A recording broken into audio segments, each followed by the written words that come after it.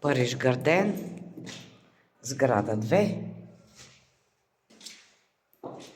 етаж 2, апартамент 2.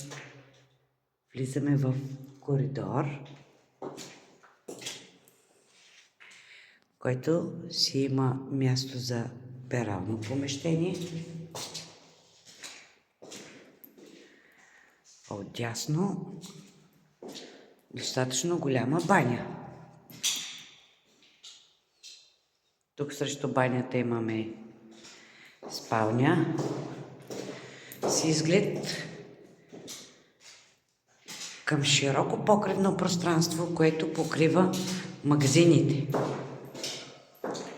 Излизаме от спалнята, влизаме в всекидневната, при която всекидневна вдясно хубава кухненска ниша с прозорец и след трегера достатъчно място за удобен диван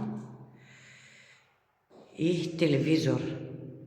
Светли помещения с големи прозорци, от всякъде гледащи към покривна тераса на магазини.